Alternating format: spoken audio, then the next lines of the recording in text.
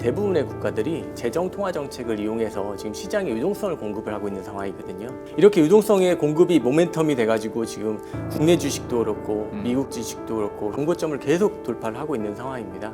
근데 특히나 지금 국내 주식 같은 경우에 여러 가지 지금 정책적인 모멘텀, 추경에 대한 유동성이라든지 이런 모멘텀들이 아직 충분히 살아있다라고 보고 있고요. 그래서 저희는 3분기 때는 어느 나라보다도 국내 주식에 대한 뷰를 좀 양호하게 보고 있습니다. 다만 장기적으로 보았을 때는 수출이라든지 이런 것들이 좀 성장성이 좀 약화될 수가 있습니다. 그렇기 때문에 좀 장기적인 관점에서는 좀 조심해야 되겠지만 단기적인 뷰로는 국내 시장 괜찮고 초고액 자산가분들은 대체 자산을 되게 많이 투자하고 계십니다. 주식 가격 자체가 지금 많이 상승을 했기 때문에 이런 주식에 대한 순 노출도를 낮춘 투자를 좀 권유드리고 있는 상황입니다. 대표적으로 말씀드리면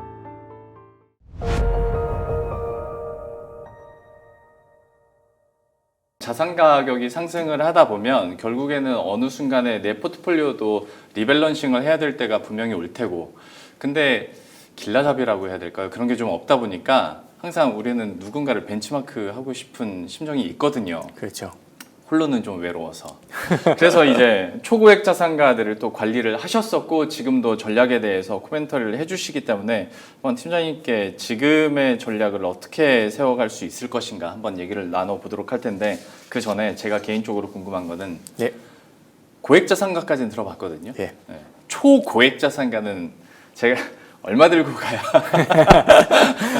우선 초고액 자산가의 기준이 되게 상대적인 것 같습니다. 네. 뭐 금융기관마다 좀 다르긴 한데요. 예. 저희 같은 경우에는 이제 10억 초과이신 분들은 PWM 센터를 거래하실 수가 있고요. 네. 100억 초과인 분들이 패밀리 오피스라고 해서 저희가 별도 센터를 조직을 운영을 하고 있습니다. 그리고 제가 이제 지원을 하는 게 100억 초고자산가 분들의 자산을 관리해드리는 업무를 하고 있기 때문에 네. 당행에서는 100억 초과로 말씀드릴 수 있을 것 같습니다. 지난번에 저희 오래전에 한번 여기서 뵀었잖아요. 맞습니다. 그때가 PWM.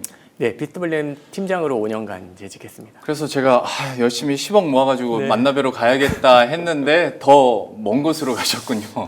연락 주시면 따로 만나 뵙겠습니다. 이번 생은 좀 힘들 것 같고 100억이면 예, 아무튼 그 초고액 자산가들은 그러면 위험에 대해서도 더 민감할 거잖아요. 맞습니다. 최대한 좀 안정적으로 하려는 것도 있을 테고, 그런데 지금 개인 투자자 입장에서는 지금 벌어놓지 않으면 또 놓칠지도 몰라라는 불안감도 한편에는 있어요, 개인 투자자들은. 맞습니다. 그래서 우리가 전략을 어떻게 좀 짜야 될지는 차차 이제 계속 얘기는 나눠보도록 할 텐데, 그러면 팀장님께서는 지금부터 하반기까지의 시장의 흐름이나 방향성에 대해서는 어떻게 바라보고 계십니까?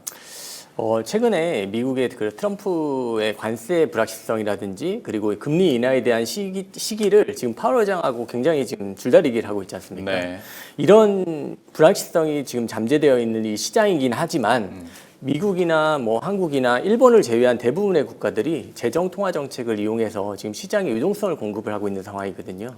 이렇게 유동성의 공급이 모멘텀이 돼가지고 지금 국내 주식도 그렇고 미국 주식도 그렇고 지금 정고점을 계속 돌파를 하고 있는 상황입니다. 예. 근데 특히나 지금 국내 주식 같은 경우에 여러 가지 지금 정책적인 모멘텀 그리고 추경에 대한 유동성이라든지 이런 모멘텀들이 아직 충분히 살아있다라고 보고 있고요. 그래서 저희는 3분기 때는 어느 나라보다도 국내 주식에 대한 뷰를 좀 양호하게 보고 있습니다. 다만 장기적으로 보았을 때는 수출이라든지 이런 것들이 좀 성장성이 좀 약화될 수가 있습니다. 그렇기 때문에 좀 장기적인 관점에서는 좀 조심해야 되겠지만 단기적인 뷰로는 국내 시장 괜찮고, 또 장기적으로 저희가 봤을 때는 역시나 상승할 수 있는 국가는 미국뿐이다라고 보고 있습니다. 그 이유는 AI의 어떤 생산성 개선이라든지 그리고 패권 다툼에 있어서 역시 미국을 따라잡을 수 있는 나라들이 없기 때문에 네. 장기적인 어떤 성장을 노릴 때는 미국 주식 쪽으로 좀 턴을 해야 된다라고 보고 있습니다. 다만 3분기 때는 이런 불확실성 자체가 8월 중순, 8월 말까지 계속 이어질 수 있기 때문에 금리에 대한 어떤 방향성이나 이런 거가 나왔을 때 그때 미국 쪽인 자산으로 시프트를 해도 크게 늦지 않겠다라고 저희는 말씀을 드리고 있습니다. 그러니까 사실 미국에 대해서 의심하시는 분들은 없겠지만 일단 그래도 수익률 측면에서 올해는 그래도 국내 증시가 조금 더 매력적이고 룸이 남아있다라고 생각을 하시는 건데 뭐 우수한 팀장님이시니까 이미 고객들에게 주식 비중은 늘려놓으라고 얘기를 하셨을 테고 이미 뭐 올해 초나 그때. 근데 지금 상황에서는 주식 비중을 선제적으로 좀 줄이고 채권 비중을 올리는 시점입니까? 아니면 조금 더 끌고 가는 시점입니까? 왜냐하면 이제 하반기 들어서 우리는 이미 금리 인하를 시작을 했고 미국도 9월에 금리 인하 뭐 가능성이 지금으로서는 아주 높으니까요. 네. 어떻게 하고 계십니까? 우선은 이제 이 질문에 대한 답변은 어떻게 보면 제가 속해 있는 그 팀에서 네. 제시드리는 어떤 자산 배분 그 비율을 좀 같이 말씀드리면서 설명드리면 좋을 것 같습니다. 네. 좀 전에 말씀드린 것처럼 시장이 불확실성이 충분히 있는 상황이기 때문에 주식에 대한 비중을 뭐 축소시켜야 된다 이런 의견도 많이 있었습니다. 하지만 실제적으로 지금 아까 말씀드린 것처럼 국내 주식에 대한 거는 아직 충분히 더 갈 수 있다라고 보고 있거든요. 그 이유는 뭐냐면 국내 주식 같은 경우에는 지금 정책 모멘텀도 살아 있고 또 정부에서 5천선까지도 지금 그 말할 정도로 네. 증시에 대한 어떤 이렇게 그 뭐라고 해야 되나 추진력이나 이런 것들을 좀 주고 있거든요. 그렇죠.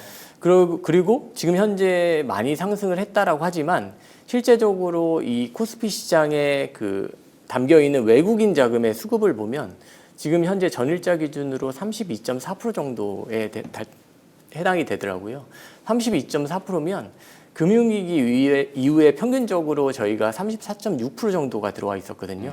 그 평균보다도 사실 못 미친다라고 보시면 되고 2011년 죄송합니다. 작년 말 기준으로 저희가 계엄령 있기 직전에는 37.3% 정도까지도 들어와 있던 적이 있었거든요. 네네. 그렇기 때문에 외국인의 수급까지 따져 본다라고 하면 국내 시장은 조금 더 갈 수 있다라고 보여지고 또 밸류에이션으로 봐도 지금 현재 그 코스피가 가지고 있는 PBR이 1.07배 정도 나오고 있거든요. 네. 근데 1.07배 수준은 2013년도 이후에 평균적인 수준으로 봐주시면 좋고요. 네. 우리 전고점이었던 2021년 5월달 기준으로 보면 코스피가 그때 당시 3,316인가 그랬었습니다. 그때 당시 PBR이 한 1.3배 정도 됐거든요. 네. 그에 비하면 밸류에이션도 사실 부담스러운 수준은 아니다라고 보고 있습니다. 물론 지금 연초 대비 30% 정도 주가가 상승을 했기 때문에 사실 그리고 그렇다 할 만한 조정도 사실 크게 없었거든요. 네, 네. 그래서 이제 다들 이제 고민들을 하실 텐데요.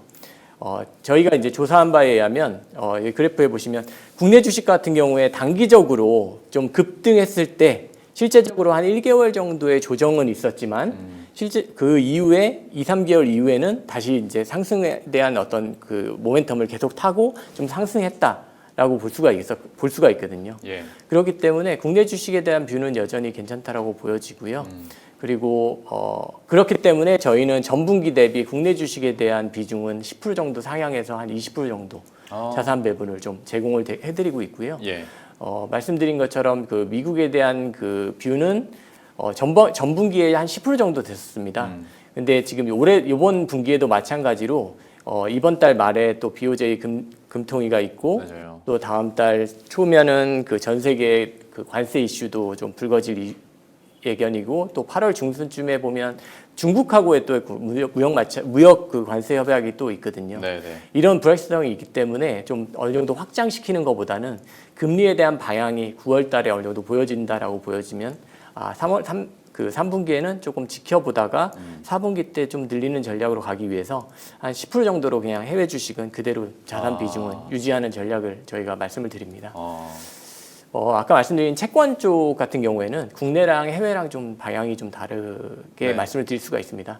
국내 채권 같은 경우는 이미 시장에 금리가 3년 국고채 3년물이나 이런 것들 보면 금리가 상당 부분 많이 반영돼서 낮아져 있는 상황이거든요. 네. 그렇기 때문에 지금 실제적으로 국내 채권에 투자해서 장기 채권은 좀 예외지만 좀 중단기 채권을 투자해서는 사실 기대할 수 있는 기대 수익률이 뭐 그렇게 높지 않은 상황이거든요. 그러니까 요즘에 채권 시장이 좀 애매해졌어요. 오히려 맞습니다. 주식 시장이 워낙 많이 가기도 했을 뿐더러 채권 시장의 금리가 이미 지금의 불확실성들을 반영을 해버리다 보니까 살짝 옆으로 기는 듯한 느낌을 주식 대비 좀 많이 갖습니다. 맞습니다. 그러면 거기에 대해서 난 채권이 좀 질려라는 편인가요? 아니면 그래도 채권은 비중을 늘려야 돼라는 쪽인가요? 우선 지금 말씀드린 것처럼 국내 채권에 대한 비중은 그냥 뭐 한 10% 정도로 낮추는 게 맞을 것 같습니다. 그런데 반대로 그 미국채를 포함한 해외 채권의 부분에서는 굉장히 저는 메리트 있다라고 판단이 됩니다. 미국 채권 같은 경우에는 지금 당장 금리를 빨리 낮출 수 있는 상황은 아닐 것 같습니다. 네. 왜냐하면 그 관세에 따른 인플레이션에 대한 그 영향이 어느 정도인지를 보고 이제 금리를 낮추겠다라고 하고 있거든요. 네. 근데 사실 금리를 낮추고 이런 데 있어서 통화 정책만 있는 게 아니고 재정 정책도 있거든요. 그럼요. 네. 그 재정 정책의 일환으로 지금 트럼프가 하고 있는 게 규제 완화, 네. 은행권의 규제 완화를 통해서 약간 그 채권에 대한 수급을 이끌어내려고 하고요. 그리고 또 스테이블 코인에 대한 그런 것들도 달러에 대한 페그를 통해서 굉장히 그 미국채에 대한 수요를 늘리려고 하고 있거든요. 네. 그런 것들을 보면 금리는 낮을 속도에 대한 차이는 있겠지만 금리는 하방으로 내려갈 수 있다라고 보여지기 때문에 미 국채에 대한 투자는 조금 유의미하다라고 보여집니다. 지금 화면에 보시면 미국 채권의 죄송합니다. 화면을 보시면 미국 채권 같은 경우에는 지금 저희가 기대하는 수익률을 저희가 계산했을 때 S&P 500의 기대 수익률을 저희가 PE의 역수로 보통 표현을 하거든요. 네. 그때 한 4.5% 정도가 기대된다라고 말씀을 드릴 수 있는데 10년 국채에 대한 지금 기대 수익률이 지금 여기는 좀 전에 건데 지금 현재 4.3, 4.4 정도 나오고 있지 않습니까? 네. 이 두 개의 일드갭 차이가 지금 0.1, 0.2밖에 나지 않는 상황이기 때문에 지금 이 채권 미국채 같은 경우에 굉장히 싸게 투자할 수 있고 또 고금리의 어떤 그 자산을 금리 하락을 방어할 수 있는 자산이라는 측면에서도 굉장히 괜찮은 자산이라고 저는 판단이 됩니다. 그래서 이번 분기에는 20% 정도로 비중을 저희가 권유해드리고 있습니다. 근데 이제 그 주로 만나시는 분들이 초고액 자산 가면 아무리 좀 레인지가 좀 있다고 하더라도 뭐 단기채나 초단기채 쪽을 선호하는 편이세요? 아니면 그래도 나는 한번 장기채 쪽으로 한번 해보겠다라는 쪽이세요? 보통 이제 연세가 많으신 분들은 실제적으로 단기채를 좀 선호하시는 경향이 있습니다. 그러겠죠. 왜냐하면 네. 금리가 이제 향후에 더 오른다 내려간다 막 이런 얘기가 있기 때문에 더 좋은 기회가 있지 않겠어라고 이제 하시는 분들도 있긴 한데요. 저희는 이제 만나서 이제 고객님들을 상담을 해드리면 단기채는 기대 수익률이 굉장히 낮기 때문에 네. 지금같이 금리가 하방으로 내려갈 거라고 예상을 하면 이 하방에 대한 금리를 방어해 줄 수 있는 현재 상대적으로 높은 금리를 픽스시킬 수 있는 그런 자산들을 좀 권유 드리는 상황이고요. 예. 또 금리가 좀 떨어졌을 때 플러스 알파를 더 가져갈 수 있는 자산을 하셔야 되는데 그때의 자산은 좀 장기 채권이라고 보실 수 있겠습니다. 그렇게 설명을 하시면 그 자산가들이 이렇게 받아들입니까? 아니면 고집을 꺾지 않고 내가 픽했던 전략으로 그대로 갑니까? 대부분 처음에는 본인이 이제 그 생각한 거대로 가시려고 하는데 네. 저희가 이제 상담을 계속 드리고 환율에 대한 방향이라든지 이런 것들을 말씀드리고 그렇게 하다 보면 초보 자산가 분들은 대체적으로 그 달러에 대한 통화 분산에 대한 니즈가 되게 강하시거든요. 그렇기 때문에 지금 같을 때 달러가 투자해서 그 장기적으로 위험을 크게 노출하지 않고 큰 수익을 가져갈 수 있는 자산이 충분히 있는데 굳이 이거를 짧게 운용하셔서 그 기회비용을 다 날리신다라는 점을 좀 설명드리면 장기 자산과 그리고 중기 자산 정도로 바벨 전략으로들 많이 진행하고 계십니다. 그러면 그런 초고액 자산가들은 환에 대해서는 오픈을 합니까? 아니면 어떻게 합니까? 대부분의 그 초고액 자산가분들은 네. 일반적인 투자 펀드 상품이나 이런 거가 아닌 이상 네. 달러를 직접 바꿔서 투자하는 그러니까 환을 오픈시키는 전략을 많이 하고 있습니다. 네, 그 이유는 그분들은 우리 원화 자산에 대한 믿음보다 달러 자산에 대한 믿음이 되게 크거든요. 특히 작년에 계엄 사태가 터지고 나서는 조금 더 그게 더 심해진 것 같습니다. 그래서 달러의 자산을 보유하고 그 달러 자산으로 지금 투자할 수 있는 것들이 너무 많기 때문에 그런 투자를 좀 선호하시는 편입니다. 이것도 뇌피셜인데 그냥 여쭤보는 거거든요. 달러에 대한 그런 어떤 신뢰도랄지 영향력이 한창 막 엄청 줄어든다라고 저희가 상반기 때 이야기를 참 많이 했었어요. 그걸로 시나리오도 얘기를 하고 그걸 통해서 가는 게 막 스테이블 코인 얘기도 했다가 달러 패권 얘기도 했다가 그랬었는데 초고액 자산가들은 그게 그냥 지나가는 뭐 이슈이자 뭐 그런 건지 아니면 그 사람들도 진지하게 달러에 대한 신뢰도나 그런 장악력에 대해서 좀 갸우뚱했었는지 그것도 좀 갑자기 궁금해지네요. 지금 사회자님께서 말씀해 주신 것처럼 그 고자산가분들도 사실 달러 패권에 대한 약간 불신 그런 것들로 흔들림이 좀 있었습니다. 있어요. 네, 그런데 그 흔들림보다는 우리 원화 대비로 이제 생각을 해봤을 때는 그래도 원화보다는 달러가 나을 수 있다라는 그 믿음이 조금 더 강하신 것 같고요. 네네. 그런 믿음이 좀 흔들리는 분들이 그리고 그런 포트폴리오에 대한 어떤 기본적인 틀이 잡혀 있는 분들이 골드라든지 이런 쪽으로 또 많이 좀 시선을 많이 돌렸습니다. 아, 골드. 혹시 팀장님께서 가상화폐 쪽도 리서치나 아니면 커버를 하세요? 아니면 이쪽은? 금융권에서는 네. 실제적으로 규제화되어 있지 않기 때문에 네네. 가상화폐에 대한 부분은 저희가 좀 자제하고 있습니다. 정답입니다. 네. 그러면 고객들에게도 가상화폐 얘기는 따로 안 하시겠네요. 맞습니다. 가상화폐에 대해서는 물어보긴 하죠. 그렇게 많이 하진 않으시는데요. 네. 가끔 이제 물어보세요. 스테이블 코인이 뭐냐, 스테이블 코인을 어떻게 투자해야 되냐 이런 말씀들을 하시는데요. 저희가 권유의 의미는 아니고요. 네. 그냥 정보 전달의 의미로 지금 현재 국내에서는 투자할 수 있는 방법은 사실 많지는 않거든요. 네, 네. 특히 국내에서는 합법화가 안 돼 있기 때문에 이제 약간 펀드라든지 아니면 해외 펀드라든지 해외 주식을 통해서 약간 간접적으로 접근하시는 거를 말씀드리고 있습니다. 알겠습니다. 제가 가상화폐에 대해서는 시간이 된다면 이따가 다시 한번 조금 더 여쭤보기로 하겠고, 요즘에 뉴스화가 많이 되는 것 중에 하나가 이제 세법 관련된 거입니다. 그러니까 사실 부동산 하지 말고 국내 주식해라라는 게 이번 정부의 큰 기조이기도 하는데, 또 한편으로 봤을 때는 대주주에 대한 기준을 만약에 50억 원에서 10억 원으로 떨어뜨리면 이거는 저는 해당이 안 되는 얘기지만 팀장님의 고객분들에게는 크게 해당되는 부분일 것 같거든요. 맞습니다. 그러면 5천을 믿고 쭉 가는 건지 아니면 그래도 나는 리스트업 되기 싫으니 연말에 잠깐 좀 비중을 줄여야겠어, 이런 마음을 벌써부터 갖고 계신지. 요즘에 뭐 뉴스화가 워낙 많이 되니까요. 정해진 건 아니지만 기류가 좀 어떻습니까? 모든 고객이 대주주에 해당은 되지 않겠지만 네. 대주주에 해당하시는 분 몇 분 이제 상담 사례를 보면요. 네. 지금 현재 50억인 기준인데도 연말까지 50억 이하로 맞추겠다라는 게 지금 시장 컨센서스입니다. 그 네. 이유는 뭐냐면 이분들은 그 과세율이 엄청나거든요. 그러겠죠. 그리고 대주주 이 양도세에 해당이 되면 나중에 버는 것보다 실제적으로 내야 될 게 훨씬 더 많아지기 때문에요. 무조건 연말에 50억 이하로 무조건 맞추실 거라고 저는 판단이 됩니다. 이미 지금서부터도 작업들을 시작하신 분들이 굉장히 많습니다. 그러면 실제로 저희가 그 걱정하는 시나리오 중에 하나가 만약에 10억 원으로 완화됐을 경우에 연말에 좀 개인 매물이 출회될 수 있다라는 것도 실제적인 변화로 좀 느끼시겠네요. 무조건 그렇게 될 것 같습니다. 10억 이하라고 하면 그 수가 굉장히 많아질 거라고 생각이 되거든요. 네. 초보자 상가분이 아니어도 사실 뭐 삼성전자 이런 거는 우리 한국 사람들 워낙 좋아하지 않습니까? 네, 네. 그래서 10억 초과이신 분들이 굉장히 많거든요. 많아요? 네. 좀 괴리감 느끼게. 많겠죠. 많겠죠. 자산 가격이 워낙 많이 오르다 보니까 실질적인 영향이 있을 수 있으니 이건 어떻게 되는지 봐야겠고. 근데 또 한편으로 좋은 쪽으로는 배당소득 분리과세 되면 이것도 문의 굉장히 많이 하셨을 것 같아요, 고객분들이. 맞습니다. 우리 초보자 상가분들이 배당주를 좀 투자를 하고 싶어 하세요. 그런데 배당주를 투자 못한 이유가 배당소득은 100% 과세가 잡히기 때문에 맞아요. 이분들 같은 경우는 그 세율이 49.5인 분들이 굉장히 많거든요. 네. 그러면 실제적으로 내가 번 거의 반을 갖다 내야 되는 상황이지 않습니까?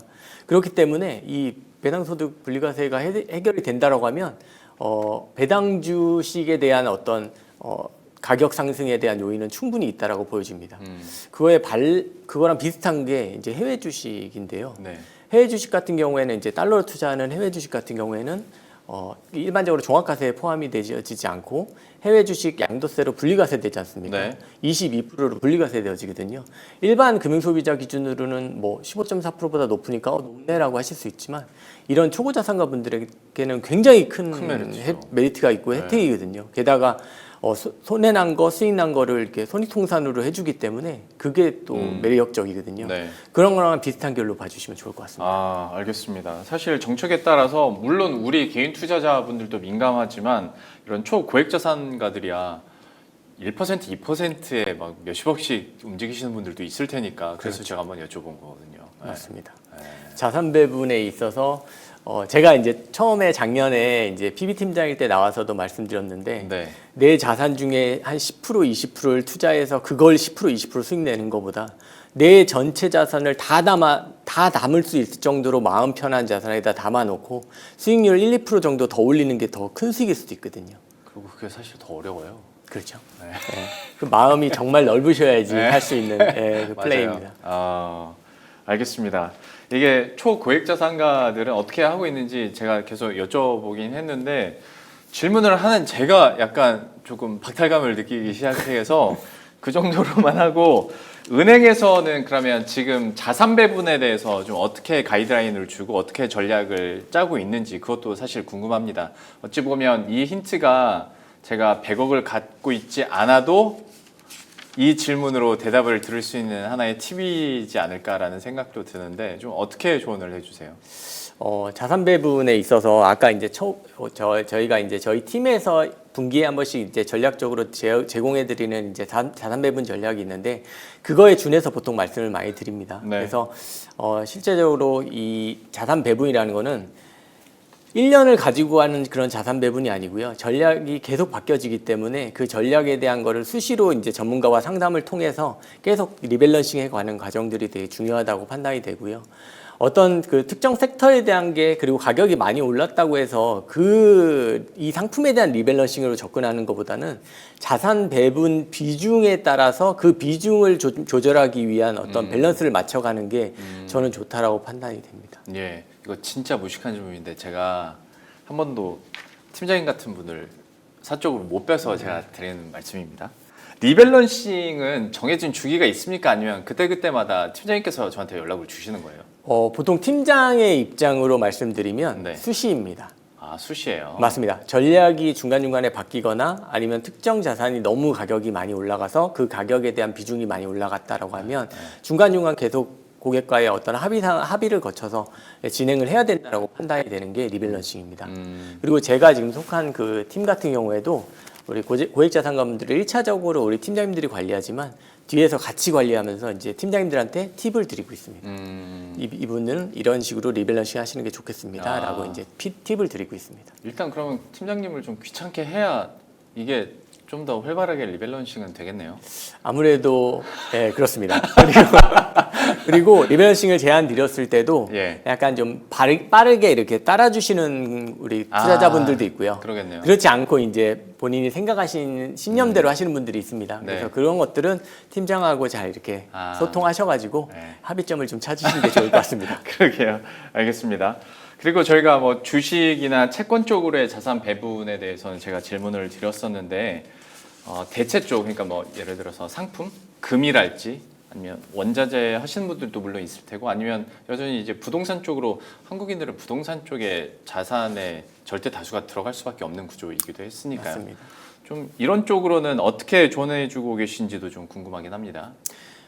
우리 초고액 자산가분들은 대체 자산을 되게 많이 투자하고 계십니다. 지금 3분기 때도 저희가 자산 배분 전략을 10% 정도 늘려서 30% 정도의 배분을 할 정도로 굉장히 많이 권유드리고 있거든요. 네. 그 이유는 주식 가격 자체가 지금 많이 상승을 했기 때문에 이런 주식에 대한 순 노출도를 낮춘 그런 투자를 좀 권유드리고 있는 상황입니다. 대표적으로 말씀드리면 롱숏 투자라고 네. 양방향 투자하는 투자 있지 않습니까? 네. 물론 지금처럼 주식이 계속 좋고 이런 상황에서는 절대 수익률이 극대화될 수는 없습니다. 그런데 반대로 우리가 예상했던 거랑 반대로 조정을 받거나 이랬을 때 시장을 방어하는 능력이라든지 그리고 꾸준한 그런 성과를 내는 데 있어서는 절대 수익형 롱숏 자산도 굉장히 좋다라고 판단이 되고요. 그리고 또 하나 이제 우리 고자산가 분들은 세율에 굉장히 좀 이렇게 예민하시거든요. 그렇죠. 네. 그래서 과세에 대한 부분을 좀 많이 접근을 해드리고 있는데요. 그게 이제 내가 내는 과세에 대한 그 시기를 좀 나중으로 미루고 내가 원하는 시기로 이연시킬 수 있는 과세 이연 전략으로 이제 보험 상품들도 많이 활용들을 하고 계시고요. 그리고 특히나 상반기 때 좀 이게 각광을 받았던 자산 중에 하나가 메자닌 투자였습니다. 네. 사실 메자닌 투자는 일반적인 고객님들도 뭐 하시려면 많이 하실 수 있는데 이 메자닌 투자를 그냥 하시는 게 아니라 신기술 투자 조합이라고 하는 프레임을 씌워서 네. 저희가 투자를 하게 되면 주식을 전환하는 그 전환 차익가액 있지 않습니까? 네. 그거에 대한 부분도 과표가 잡히지 않는 비과세 투자를 하실 수가 있거든요. 네. 그래서 상반기 때 상당히 좀 많이 투자를 하셨던 그런 부분이라고 판단됩니다. 그리고 그 외에 대체 자산으로는 금리가 지금 빠지고 있는 상황이기 때문에 좀 지켜볼 수 있는 자산이 리츠 자산에 대한 것도 저희가 코멘트를 좀 드리고 있습니다. 그 이유는 금리가 빠지게 되면 그만큼 비용이 줄어들게 될 거고요. 비용이 줄어들게 되면 그 리츠 자산에 대한 이익성이 좀 좋아질 거라고 저희는 예측이 되고 있고요. 뿐만 아니라 이 지금 상장 리츠라든지 이런 리츠 시장이 가격이 굉장히 지금 낮게 형성이 되어 있거든요. 그렇기 때문에 시장이 어느 정도 안정화가 되고 금리가 본격적으로 빠졌을 때 이 리츠 자산도 분명히 다시 한번 쳐다보게 될 수 있는 그런 자산으로 보고 있습니다. 그분들은 리츠가 아니라 실제 건물을 갖고 있지 않습니까? 뭐 많이들 갖고 계시죠. 그런데도 리츠는 하긴 하는군요. 맞습니다. 배당에 대한 매력도 있고. 맞습니다. 꾸준한 배당 소득에 대한 이득도 있고요. 과거에는 배당 이익이 그 주가 가격, 리츠 가격이 높았기 때문에 한 5%대, 6%대 초반이었다라고 하면 지금은 가격이 워낙 저렴해 있어서요. 7.7% 정도에 해당하는 수익을 얻어갈 수도 있다라고 판단이 됩니다. 아, 알겠습니다. 리츠에 대해서도 잠깐 얘기를 해주셨고 금은 어때요? 금은 많이 쳤나요? 역시 고자산가 하면은 네. 초고자산가 분들 하면 금을 빼놓을 수가 없습니다. 사실 최근에 금 가격이 많이 상승하기 이전에도 네. 뭐 상속이나 어떤 증여에 대한 이슈 때문에 골드에 대한 수요는 계속 있었거든요. 아, 그럼 그 수요가 실물 수요예요? 맞습니다. 이 초고액 자산가분들은 이 양도세에 대한 부분이 민감하기 때문에요. 네. 골드바 투자 아니면 KRS 금연물 투자를 하시게 되거든요. 네. 근데 골드바 실물 투자를 하시는 경우가 훨씬 더 많다라고 판단이 됩니다. 금 가격이 최근에 지금 급등을 했지 않습니까? 네, 네. 이제 그래서 그 손님들한테도 저희가 말씀드릴 때 좀 조심스럽기도 하고요. 고객님들도 금 매입에 대해서도 아주 적극적이라기보다도 어떤 포트폴리오의 한 축으로 접근들을 많이 하고 계시거든요. 네. 그래서 저희도 말씀드릴 때 금 가격이 왜 올랐는지 이런 금 자체가 가지고 있는 본질적인 어떤 성격이라든지 이런 것들을 좀 많이 설명을 드리고 있는 상황이고요. 지금 현재 뭐 트럼프의 어떤 그 방위 전략이라든지 이런 것들까지 다 저희가 설명을 드려서 금 가격이 그리고 금 자체가 향후에도 우상향할 수밖에 없는 그러한 당위성을 좀 설명드리고 있는 상황입니다. 알겠습니다.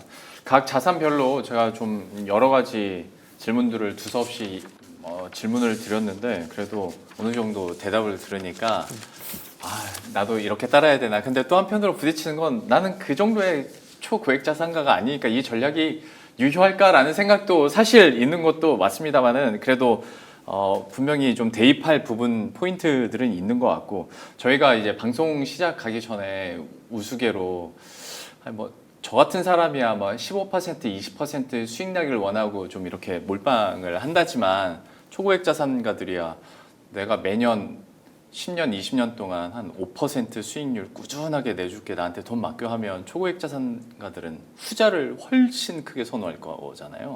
맞습니다. 그거는 이제 워낙 자산이 많으신 분들이고 네. 그분들은 뭐 사실 뭐 사용을 다 하지 못하고 이제 그런 이슈가 있기 때문에 실제적으로 금리에 대한 어떤 그 수익률에 대해서 그렇게 민감하게 반응을 하지는 않으십니다.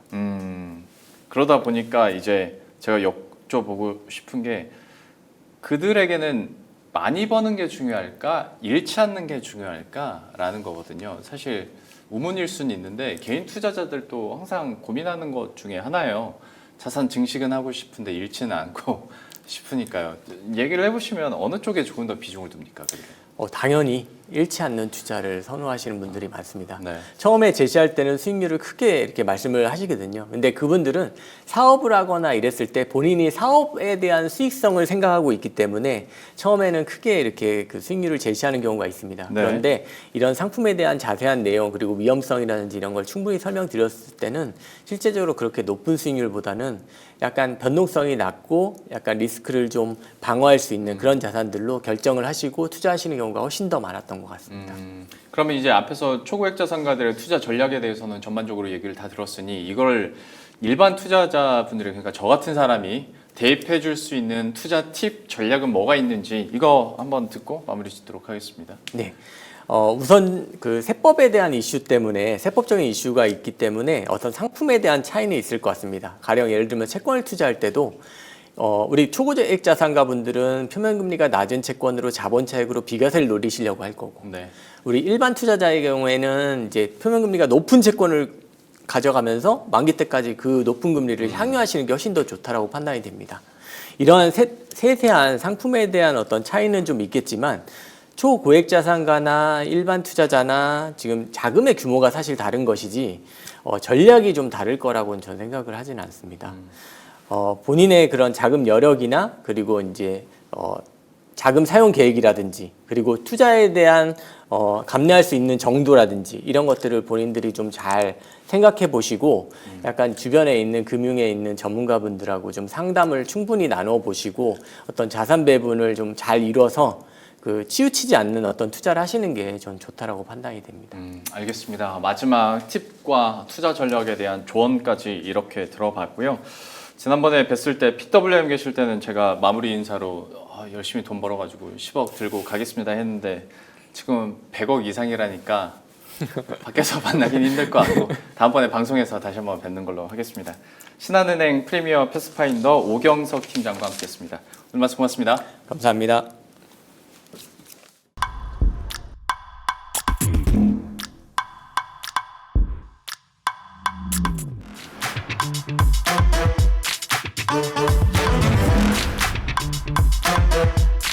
Thank you.